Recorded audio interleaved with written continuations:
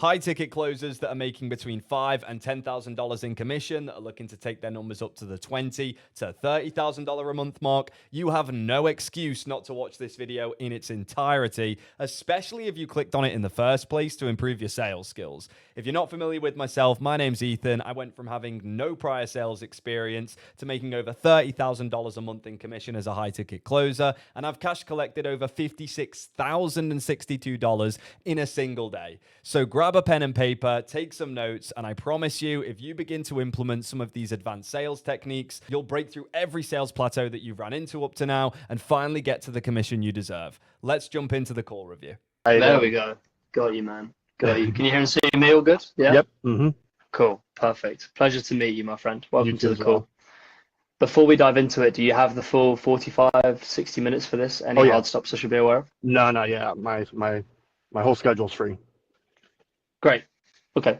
So what I found works best on these calls is, for starters, just getting to know your situation a bit better. Smile more. Okay. Yeah. You've got a good smile, brother. So we need to show that off, right? Yeah. If you think about it, the one thing I always will say is we're not here to be really buddy-buddy with these people. We're here because we have the solution to their problem. It's a consultative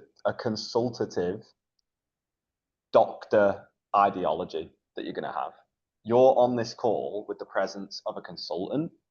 We're here to find out what their current problem is, what the symptoms of that problem are, what they've potentially tried in the past to resolve the issue, so whether there's any limitations in them doing so going forward, and then we're here to prescribe them the solution. That's the ideology that you want to hold stepping onto this call. But at the same time, when you go to speak to a doctor, obviously they're going to ask you questions and you need to answer their questions for them to figure out what the real problem is. But at the same time, they also have an understanding that people are probably not very comfortable when they go to the doctors, maybe don't want to talk about certain symptoms, but also might be scared, might be worried. So a doctor usually, when they're doing their job correctly, gets trained to still be, friendly, smiling, leaning in, making sure that you feel seen and heard so that you can share all you need to share. That's the same concept we want to have here. Yeah, that's definitely something I haven't done before or taken on my calls. So yeah, all good. We can figure out what your goals are and what it is you're trying to achieve with this. After our conversation, if we're confident that this is the right next step for you, then I'll be happy to walk you through our process. Regardless, I'll still do my best to point you in the right direction anyway. Is that cool? Yeah, for sure. Thank you. Cool. Awesome. So in your opinion, what's the specific? Because you're being quite direct, which isn't necessarily a problem, but the vibe I'm getting off you, and you can correct me if you feel the same, is almost bored. You don't really seem like you're enthusiastic jumping on this call with this guy. Yeah, no, I agree. And if you recall, was there actually a bit of a low energy to yourself here? Are you usually a little bit more high energy, or is this just usually how you've been showing up to now on the call? I think sometimes there'll be a bit of high energy. I'm really sort of looking forward to it, but probably most of the time, this is what I bring to the calls. Got you. Is that from a position of genuine just unawareness, so to speak, up to now of how you're presenting yourself? Or is it you have up to now actually not really been that excited lately? I think it's more unawareness that I'm actually doing that. And when I look back on one of my calls the other day, I was sort of watching it and I was like, okay, damn, I am coming to these calls with not a whole bunch of energy. Like if I were to hop on a call with this version of myself, I'd be like, okay, this guy is not really excited to meet me or show me through the program or get to know me. So yeah, because I'm sure when you go out with your mates and you're having a chat with them, you don't speak like this, right? Yeah, exactly. Yeah. Outcome that you're looking to achieve from starting UGC right now. That's better though than you not being enthusiastic to jump on the calls. This is an easier solution than it would be for that, because that's more so a complete state foundation we need to work on, whereas this is just showing up. I've I've done a slight research, but I'm also curious to learn from people who are in the industry. But what I'm looking for, like the outcome, is being able to be flexible and being able to be not so constrained. Like I said, I'm 26, so I'm like I have my degrees that I currently do use, but I would like a little more flexibility. And I have dabbled in social media in general.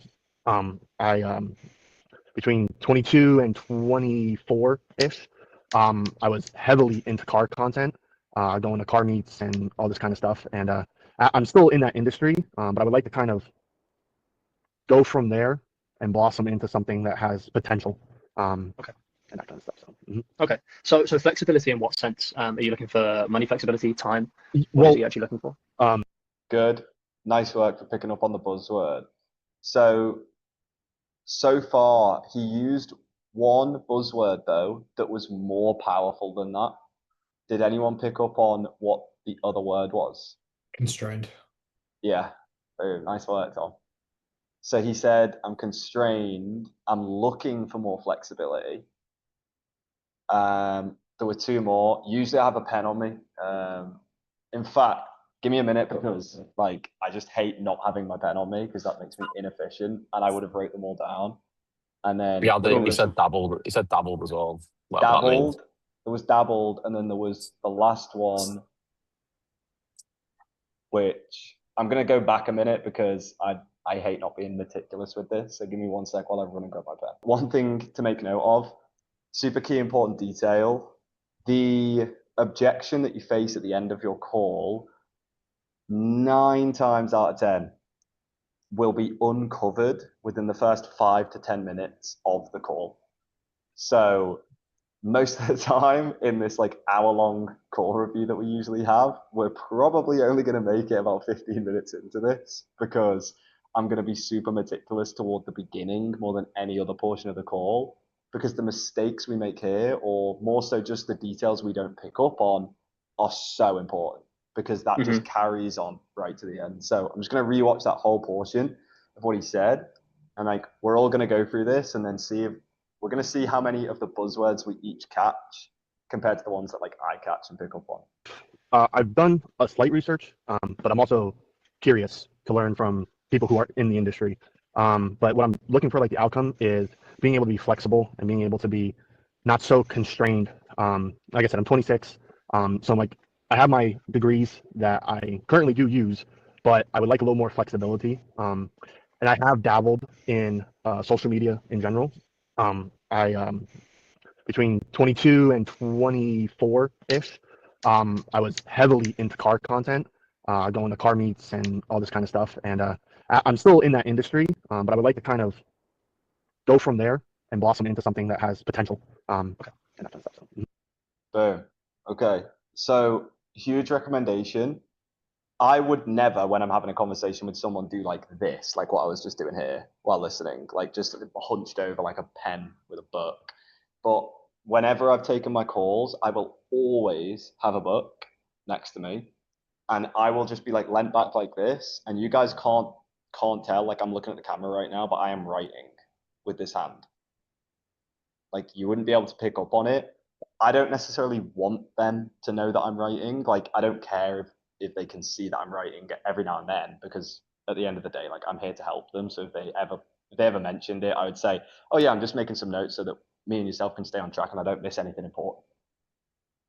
Like, so there you go, super simple, but I always make notes. I've wrote down 5 words because all you need to do when they're responding to any question you ask is to fixate on what I call buzzwords. A buzzword is a word that either highlights a limitation, so something that's directly correlated to something they believe or a belief system they hold or something that's holding them back, a pain word or a word that directly correlates to an emotion effectively, and certain logistics that we would need to either gain clarity on or logistics that just would be important for us to remember, like their kid's name, for example. and things like that you just don't want to forget, so that you can make sure you bring it up later on in the call. Does that make sense? Now, I've wrote down 5 words here. Has anybody else wrote down words? If so, give me the words that you wrote down. I got flexible, constrained, dabbled, and blossom. Okay.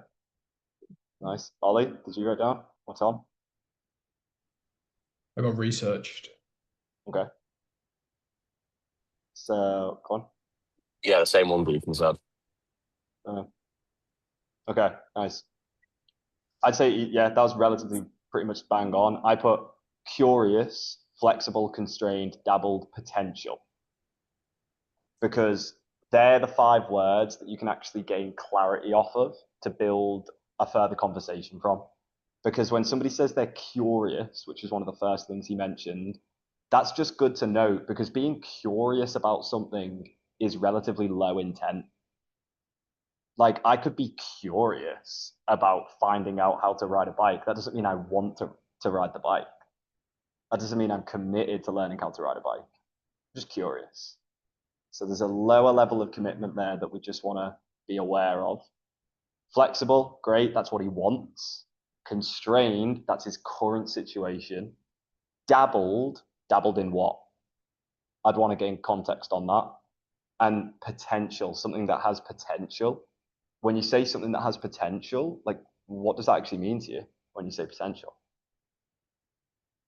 These are all words that we need context of. Out of curiosity, how would you know which one to pick up on first? Because it sounds like you can go in 5 different. The one words to pick here. up on first was actually the word you said, Tom, constrained, because constrained means he is feeling pain in his current circumstance. Because if somebody is constrained, nobody wants to be constrained, right? He wants something more flexible, which is good, Ethan, that you picked up on that. That's solid. But the one step deeper than that would have been constrained. Like, in what way do you feel constrained in your life at the moment? Now he's going to go, boom, problem. We're going to get all of the pain of his current situation out with basically one question, potentially, that we can then just go from. And then we'd go to flexible. So you could be, okay, no, that's good to know. Well, I wouldn't say it's good to know. I'd say, okay, right. And in regards to the flexibility then that you're looking for, what would that actually mean to you on the inverse? Now he's going to say, well, this, and that. And you can go from there. Okay. So flexibility in what sense? Are you looking for money flexibility, time? What Well, are you actually looking for? You had it bang on, and then you fed him the answer. So flexibility in what sense? Full stop or question mark. Nothing else after that. Because if you say to someone, flexibility in what sense? Money or time? That's the same as me going, Ethan, I'm going to the shop. What do you want to drink? Pepsi or Fanta? You're going to say one or the other, right? But if I just said, what do you want to drink? You might have wanted Dr. Pepper. Yeah, that makes sense. Within that, I've gained great friends, and I've realized that basically having the flexibility will give me time to make more money and to gain capital and all that kind of stuff. It is not only just about the money, but I've made great connections, and I want to make more connections because I feel like making connections is just as valuable as gaining money in general. So. Okay. In what sense do you not have flexibility in your life at the moment? I like the way you phrase that. Good question.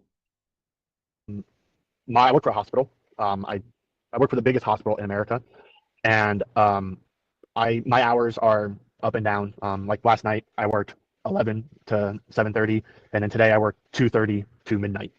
So I don't really have flexibility, and I have hit a peak in my department where I can't go any higher. Hold on. You said he works from 11:30 a.m. till 7:30. Or 2:30 to midnight. Like last night, I worked 11 to 7:30, and then today I work 2:30 to midnight. So I don't really have flexibility, and I have hit a. So when people are giving you this context, there is never an issue with cutting in. That's what we do naturally in conversation. So at that point, I'd go, wait, hold on. So yesterday you were at 11:30 a.m. till 7:30 a.m., but now today it was 2:30 p.m. till midnight. Then he'd say, yeah, yeah. And I'd be like, oh, wow. Well, how often does it flip like that from day to night? Oh, it flips like all the time. My schedule's really irregular. Gosh. Yeah, I mean, has that been going on the entire time you've been working there? Yeah. What's that like, trying to balance your schedule? Oh, yeah, it's shit. It's basically then what he'd say, right? He'd say, oh, no, it's been causing this, it's been causing that. I don't feel flexible, bam, bam. And we've just made what he's just said land way harder just from kind of being like, wait. Like, I always like to say feign confusion. Like, just so I'm not missing anything here. So you work from this to this and then this to this. Yeah. And then you just go from there. A peak in my department where I can't go any higher than like a manager, but I can't get there because I already have managers in my department. So I work for the pharmacy. So there's only so much you can do. And I've hit goals, and I don't want to be stale. I don't want to be stagnant. I want to keep growing, and I'm kind of feeling I'm hitting a ceiling in the hospital world. Okay. How long do you feel you've been sat stale and stagnant for and to hit that ceiling? I would say Should. it's June. I would say probably the past 2 months. You know, That was really good. You picked up on all three words and just reiterate them back to him. I would potentially add a layer. So once again, just think to yourself, just from the words I repeat back to them, how can I make the statements they're making about themselves land harder? Because human beings, we have a tendency to try to diminish the problem. Because of course, we don't want to like spend our whole day talking about how much our life sucks, right? No one wants to do that. So just say the word back first. So I'd say stagnant. Strong way to put it. How long would you say you've felt stagnant for? Like you're at that ceiling?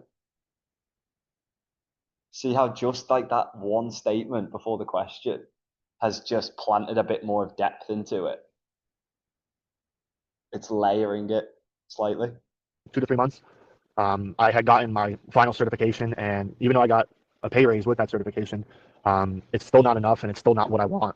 And like I said, I want to be able to, just not crunch, not crunch like that, like not be crunching my head and worrying all the time. Okay. Are you worrying all the time at the moment, or? Here and there. Unfortunately, it's a little side thing. My grandma passed away 2 weeks ago, so that's been a little bit of a. Also, like, I don't know whether I'm just like, is this guy just wearing like In-N-Out merch? By the way, it looked like a work uniform to me. It's In-N-Out burger. Oh no, he is just wearing In-N-Out merch. Like, because I was gonna ask, like, wait, is that just merch, or do you also work at In-N-Out? Because if he also worked at In-N-Out and he's working in this pharmacy, then we're gonna have a real issue, right?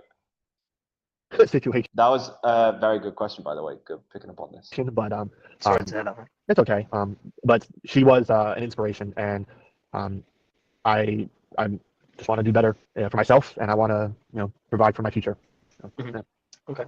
What do you feel changed? Wow, that's it. This guy's nan passed away, and it made him have a realization in his life that he is not living up to the man he wants to be, and he's not living up to the standard that his nan inspired him to live at. That's like the depth of this call that we could get. Away 2 weeks ago, so that's been a little bit of a situation, but Sorry to hear that. it's okay. But she was an inspiration, and I just want to do better for myself, and I want to provide for my future. So, Mhm. yeah. I'd go, want to do better or will do better? Because there's a big difference there. He's then going to say, no, will do better.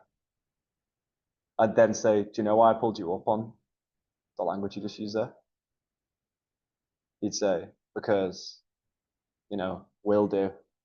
It's more confident, right? More affirmative. Well, I suppose you tell me. I mean, how much better did it feel when you said Will over 1? No, yeah, it felt better. Because what do you feel it is when you do think about accomplishing these aims for yourself and living up to that man that you do want to be, and following the inspiration of your nan?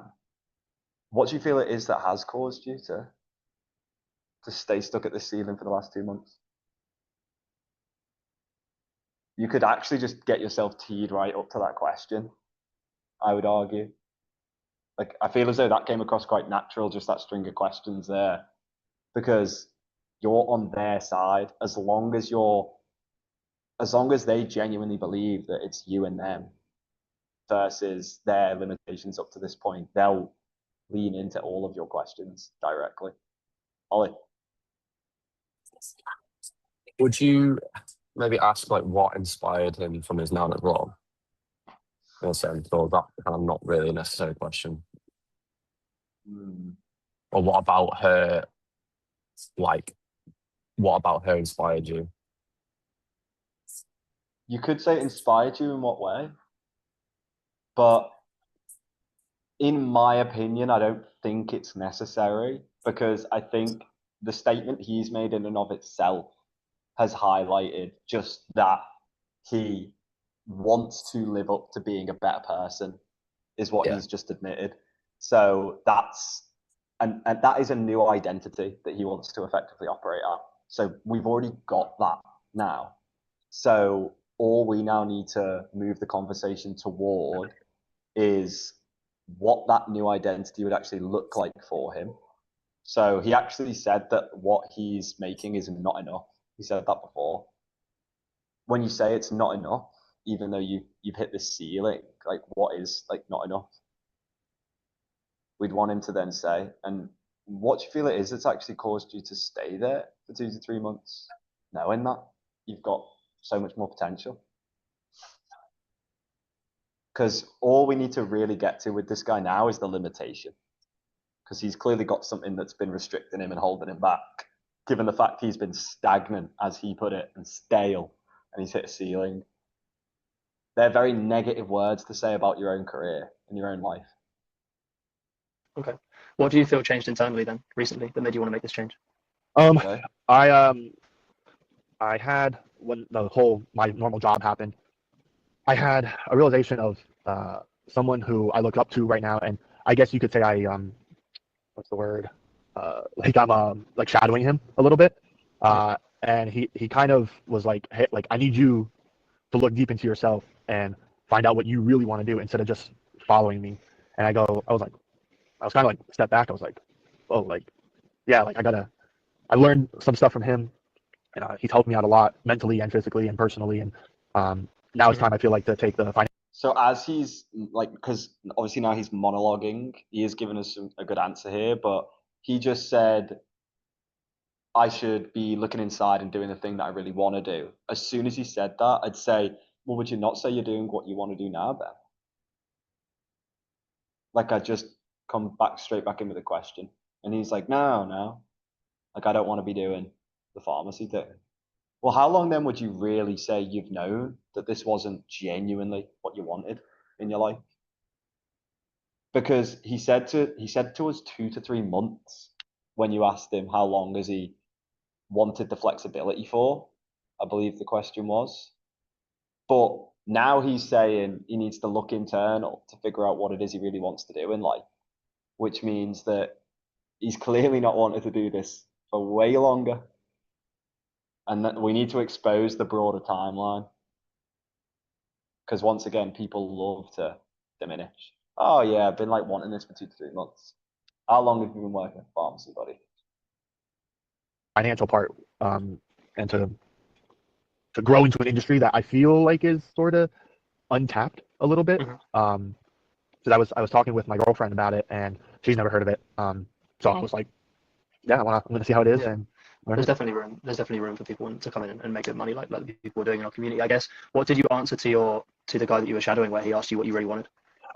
I told him that he's a pharmacist, so he's a very busy man. I said I would come back to him in 2 weeks. This was a week ago, and I said I would come back with him with a spreadsheet and a plan of what I have planned and what goals that I want to get 6 months, a year, and 5 years from now. And whether that was regarding hitting a certain money value, like hitting a certain peak, or like just goals of learning and getting into an industry, like I said. Okay, cool. Well, so that this makes sense, where do you need to be in terms of income on a? Well, break those down for me. Like, what actually were those goals that you ended up writing down? Because he's dodged the question. And we never let people get away with not answering our questions. We'll just re-ask it. Well, what were they that you ended up writing down in the end? What was the 6 months? And then what was the year? What was the 5 year? On a monthly basis, so that you can reach that goal that you're looking for. So for the time being, I put 6 months from now that I would like to be making a minimum of $4,000 to $3,000 consistently. Obviously, at the moment, I'm not going to quit my job because I do need my job for certain things. But then by Christmas time and the New Year, I have hopefully hitting 10 to $7,000 a month. Therefore, by this time next year, potentially quitting my job or going to part-time on my job right now. Okay. Do you believe that you can make that happen? Yes, 1,000%. Okay. Do you see in the language you were saying when you were talking about doing it, you kept saying potentially and Nice. Good fucking work. Nice. maybe and hopefully? Mhm. Do you see how if you instill confidence in yourself, then you will make that happen? Good, but definitely could be better. So we go like this. 100%. Okay. Do you see in the language you were saying when you were talking about doing it, you kept saying potentially? Open up with a permission question first. Do you mind if I pull you up on the language that you've been using with yourself? That's a confusion question because people usually have no idea what you mean. So they'll go, yeah. Like they'll almost be like a little bit confused because no one ever says that in most normal conversations with them. And you'll say, well, when you spoke about your goals there, did you see how you used the words hopefully, potentially, like to be, and then like pause? They'll go, oh yeah. What would be a better vocab to use there when you talk about the goals that you're going to accomplish? Now just get them to answer it for themselves, because their words are 1,000 times more valuable than your words to them. Because even though we're on the right track here and we've got a really good conceptual understanding of the uncertain language that they're using is clearly holding them back, and we do need to pull them up on that, if we just make statements toward them, it's not going to land, because it's your words, not theirs. It's your beliefs, not theirs. So we always want to think, how can I rephrase this statement as a question? Potentially and maybe and hopefully. Mm-hmm. Do you see how if you instill confidence? See, he was going to speak. He went and he was going to start speaking, and then you went in because he could have given you the answer there. In yourself, then you will make that happen. Okay, I see what you're saying. Yeah. See, because he's just nodding, dogging now. Well, 100% whatever you've just said. Yeah, nice one, Ollie. Literally beat me to it. Nodding, dog one. So good. Anytime you like feed someone a statement or an answer, I can guarantee if you watch back any of your calls, everybody does the same thing. They'll always just go, yeah. No, I see what you're saying. No, 100%, yeah. Effectively, what that means is, I understand what you've said, but I have not properly absorbed it. I've not owned what you've said, because that's what you've said. So Okay. Yeah. So I guess in the next 6 months, you want 3 to 4K consistently, right? yes. Because see how that's like not really landed yet, so we'll see where it goes. Mm-hmm. Is there a reason behind that amount specifically? I do have, just like anybody, I guess, in the world, I do have a couple of debts. We also have then just contradicted ourselves. Hold on. Right. Yes. 6 months, you want 3 to 4K consistently, right? Yes. Mm-hmm. Is there a reason? Because you've said there, so in 6 months, you want 3 to 4K consistently, right? but there's a difference between wanting something and having something. Like, just from the fact that you've just used the term want back to him, want is actually uncertain language. Because I can want to make 40K next month, or I will make 40K next month. There's a big difference. If somebody wants, and even worse, if somebody needs something, all that is projecting into the universe is that they do not currently possess it, and that it is not certain that they will possess it. And if you use uncertain language back to him, that's just going to plant that uncertainty. Because what we need to do, you've done really well in pulling him up on the language he used, but we have to embody that certainty on the call. They have to be looking at you and thinking, man, this guy is bulletproof. His belief system is set in stone. He is congruent as it comes. The reason behind that amount specifically? I do have, just like anybody, I guess, in the world, I do have a couple of debts. One of them is being my car, and I'm almost done paying off my car. But then I also am taking a new step with my girlfriend, and we're actually moving in together in 3 weeks from now. So then how much we got left on that? Quick question in there as he's talking, because we want to get granular on the analytics, and then I'd make a quick note as he says it. Which that was a goal at the beginning of the year. Oops, sorry. At the beginning of the year, was to move in together and to be like stable financially with her. And she's done her part, and I've done my part. But I want to, like I said, I want to keep growing. And sorry about my dogs. That's all good, man. I can barely hear them too. That. Okay. So Gotcha. But yeah, yeah. Okay, cool. So I guess just so this makes sense, and you mentioned you wanted to leave your job as the end sort of goal, right? Yeah. How much are we making per month at the moment then from your current job? How much would you sort of need to? So Ollie picked up on another buzzword there. He said stable. Him and his girlfriend need to be stable. So all you need to do is mirror the language they use. So it would be, when you say stable, what would that look like financially for yourself? Boom. We've literally just landed on the word they've used, and now it's their conversation. Like, they'll feel so heard because like you're literally just mirroring the words they've used back. It's like, wow, this guy's not missing a trick, basically. It's picking up on everything I'm saying. make to replace it? On the lowest I've ever made is 23. Sorry, not 23, 32 hundred a month. On the highest I've ever made was 52. But that was during a very weird time during the hospital world. So Okay. Yeah. Okay. What's the problem with your job? Why is it that you want to leave it in the long run? I just don't feel that. So what I will say, the context that we're now gaining, we could have got way earlier. Because the problem is, he's already told us what the problem is. The problem is that he feels stagnant, stale, and that he's hit a ceiling. And the deeper problem than that is he's not living up he's not living up to the inspirational man that he wants to be. And after his nan died, it actually made that even more powerful to him. It reiterated that problem to him after his nan passed away. That's the analysis that we've got of this guy. So we would gain the pain and we would gain the depth out of effectively asking him,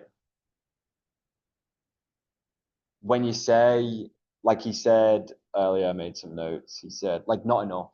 He says it's still not enough. I said that earlier. Like, when you say, like, not enough, what would enough actually be for yourself? Could have built off there. Or in regard to when he mentioned earlier that it was stale, stagnant, hit ceiling, we said, oh, how long do we feel as though we've been at that level? Then the easy follow-on question is, like, what do you feel it is then that's held you back from taking a step to change your circumstance, given the fact you've been aware that you've been stagnant for the last X length of time? Because, like, that's the depth. We need to go down, usually it's 5 steps, obviously. Ethan, this is really good regardless from what we've seen, and we're only going to be able to get a lot better. But the 5 steps that I'll walk you through in terms of the way in which we usually run the discovery is specific outcome. So we got that, like, what's he actually looking to achieve? Why is that important? So significance of outcome. Now, usually from here, you're going to get the pain. Because if you get significance on the outcome they're after, that will highlight what they currently don't have, therefore highlighting that their current situation isn't good, effectively. How long has it been a goal for them to get this? What have they tried to solve the problem? Why hasn't it worked? Effectively. They're the 5 steps. We've got all the clarity we need from this guy. So the real question we need to ask is, what has he tried to change his circumstance over the last X length of time he's known he's been stagnant? And what has held him back from accomplishing his aims? I'm being valued. Even though I like my coworkers and my bosses and all that kind of stuff, they're not pushing me, and I've had to push myself by latching on to one of my friends, the pharmacist, and I just don't see. Sorry, actually, let me rephrase that. I have some coworkers who are my parents' age, and my parents are like in their 50s, and they're doing the exact same job that I am doing as a 20-year-old, and I don't want to settle for that. Okay. How long have you disliked your job, and How come? How come you don't want to settle for that? Because a lot of people do. I mean, you can see them for yourself in your work. Now he has to explain himself. When you look at them, I suppose, like, imagine I'm like a fly on the wall right now. Like, when you were last in work and you looked up and you saw that co-worker who was twice your age, I mean, what sort of emotions did that actually bring up? Thinking that that could be you, if we carry on if we carry on making decisions the way we have up to now. So we're planting the onus of responsibility on him, but we're also having him sit and effectively imagine a scene. We're getting him to put himself back in a scene that actually happened and describe how it actually made him feel when he saw his co-worker, who was twice his age, looking miserable at the desk. Just him retelling that story is going to be amplifying the emotion that he's feeling toward making this decision. Because if we don't charge emotion, then he's not going to buy. Usually, right? had this feeling of not settling for? I would say the past solid year. Okay. I tried to change some things. Bullshit, man. This is just complete bullshit. Because he said he wants to pivot careers into a career that doesn't necessarily have a ceiling, but he must have been aware for a good length of time. I actually don't know how long has he been in this job. We haven't gained that clarity, have we? Because we need to know how long he's been in this job for. Because if he's been in this job for longer than a year, then he would have figured out relatively early on that this line of work does have a ceiling. And given the fact he said he doesn't want to live his life in a career that has a ceiling, that means that he hasn't wanted to do this for way longer. He's just not admitting it to himself. And we need to get him to admit that via open-ended questions to get him to come to his own admittance, effectively. I moved from a different campus, the same hospital company, but just a different hospital. And I thought that was a good change for the time being. But now that I've been settled into this new environment and I've gotten a couple promotions and all that kind of stuff, that's when I kind of like took a step back and I was like, yeah. Well, hold on. Well, when you moved campus, what did you really envision? Like, did you not realize there was a ceiling? Like, I need to like get on his case here, basically, because what's he gonna say? No, I thought I was gonna move campus into this hospital and then like get promoted, get to the very top. Fair enough. If he actually did believe that. You've been feeling that way for about a year, right? Has this not been having an impact on you over the last year? It has a little mentally, and I've been trying to be a little more positive about it instead of harping on it. And Because you're on the right track there. It's just what we're now doing is we're having to dig. That's what it feels like we're doing in the conversation. We're digging to try and like get pain effectively. Like, has this not had an impact on you? Like, we can get the exact same answer just from all of the context we've already been given. Just from mirroring the language, stale, stagnant, ceiling, worrying all the time, not enough. I'd like to be, hopefully, potentially. I'm in debt. Him and his girlfriend just want to be stable. Like that is a dire situation if you like package all of that up and just hit him back with it. Being like, oh, I feel sorry for myself. I've been connecting more with nature and so on and so forth like that. Met my girlfriend, so that was nice. But Okay.